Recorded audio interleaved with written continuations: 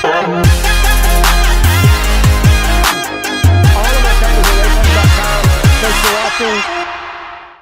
everyone, Steph Beckett here at InfoComm 2025. We are very excited to be here at Xyte's booth, but we are talking about something really exciting. We're talking about OpenAV Cloud. So first, we're going to go down. Everyone's going to introduce themselves. So Susie, introduce yourself a little bit.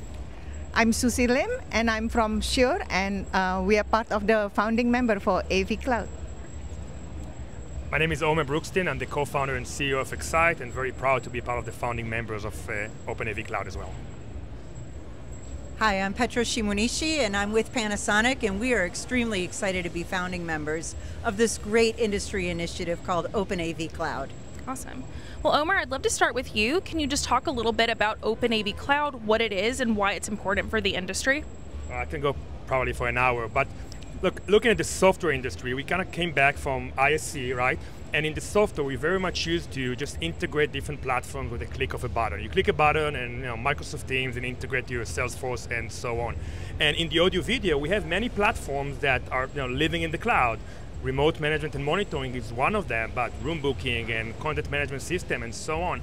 And we try to imagine how the AV industry can kind of step up to our customers' demand and make it so easy for them to integrate into Panasonic and Shure and Sony and all the other great brands with a click of a button. And that's the concept behind that, opening those APIs in the cloud and making it a lot easier for our customers eventually to use the technology they're implementing in their enterprise rooms and so on.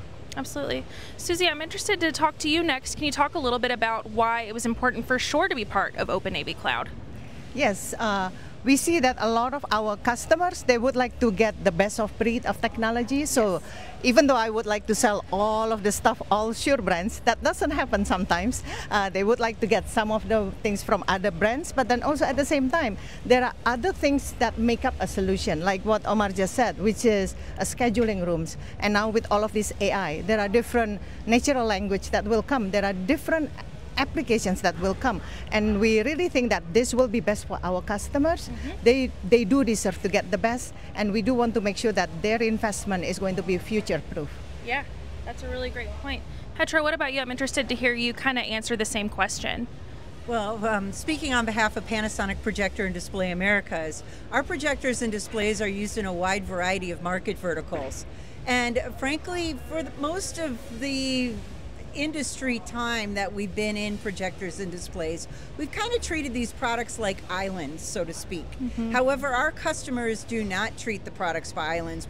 When they're coming to buy a projector or a display from us, they're also thinking about the other things that go in this room and how these products work together. So for us, interoperability is a key value proposition that we wish to achieve with this initiative. And we think by being part of this initiative, we're able to come up with some standards that everybody in the industry can enjoy so that our customers can get better value by making our products more interoperable, easier, and more efficiently.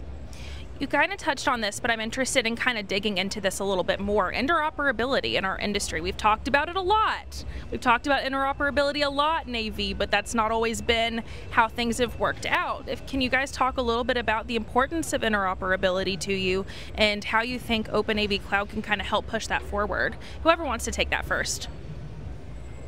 I go first. I mean, I think Susie and Pedro did a fantastic job just describing that, right? Every room will have a microphone and a speaker by Shure and other manufacturers, and DSP by maybe Symmetrix or Bion, a projector by Panasonic, and a Sony display, right? And you need to be able to kind of aggregate everything into a single dashboard, into a single platform, right?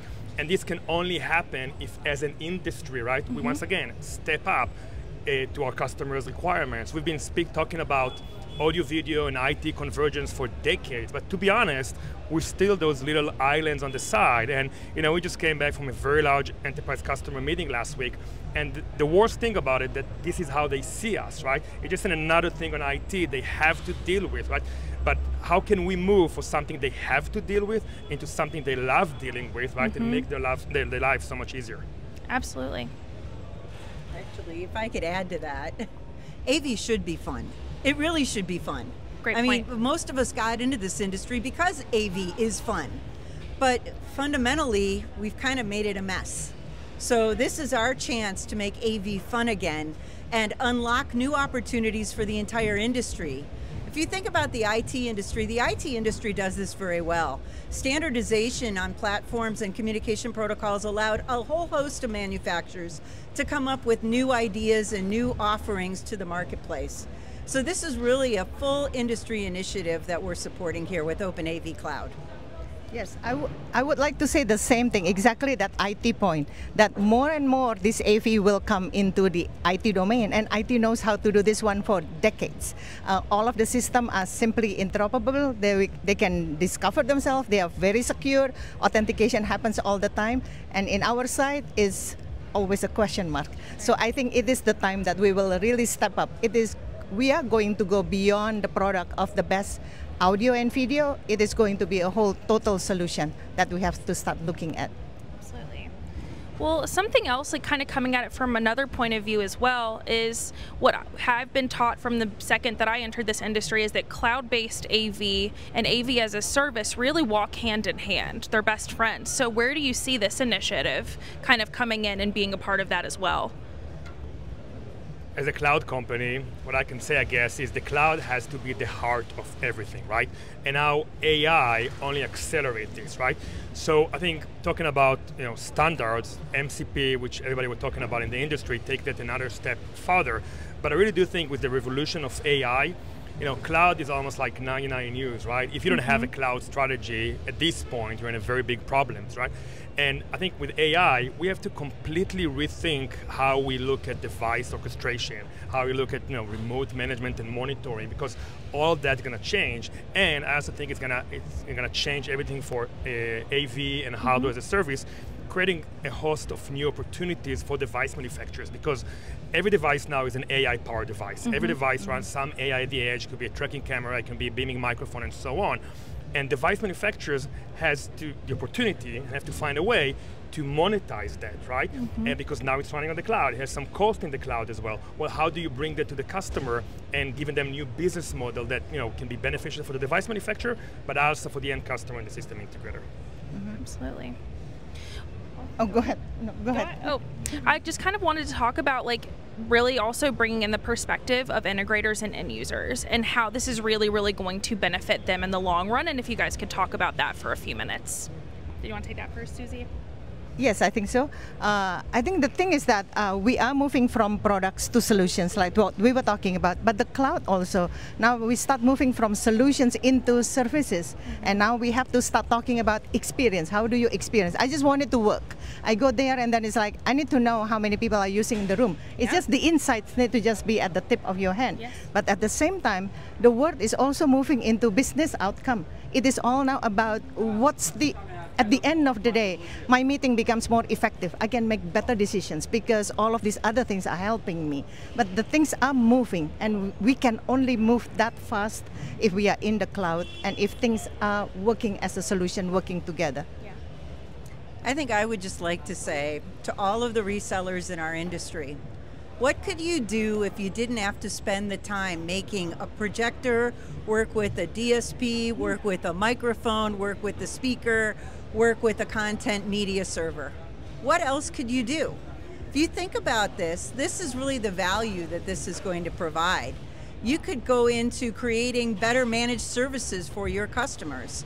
You could actually do better monitoring. You could use AI for predictive maintenance. You could know about a problem at a customer's location even before the customer knows about it. That's really the value that we're aiming to drive with the OpenAV Cloud initiative. To maybe quickly add to that, I think it's a huge opportunity for system integrators to transition from simply moving boxes and installing boxes to offering managed services to their customers, right? And that's where you create that long-term relationship with your customer. And when you look at the software industry, that's exactly what happened. I keep reminding people, it's hard to believe, but I think 12, 15 years ago, we all used to go and buy Adobe or Microsoft Office in the CD and just store down the street, right? We don't do it any longer. And the companies that successfully transitioned, they transitioned to become managed service providers for the Google Suite, the Microsoft Suite, and so on. And that the same thing will happen in our industry. Absolutely. Last question, where can people find more information about OpenAV Cloud? Visit www.openav.cloud. Amazing. And Petro is now leading what we call as a temporary name, the community committee. We're looking to involve more people, more system integrators, more consultants. Following the event we had, I think 3-4 weeks ago, we got some really great interest from all over the industries, universities and enterprise customers. Yep. And we really do think it's for the benefit of the industry. It's like making, simply being a better citizen of the industry. And it's important for all of us. Absolutely. Well, Petro, Omer, Susie, thank you guys so much for your time, and I hope you have a good rest of your InfoComm. Thank you. Thank you so much, Steph. And don't forget, on our site as well, go to ravepubs.com/InfoComm for all your InfoComm news. Once again, I'm Steph Beckett, and we will see you next time.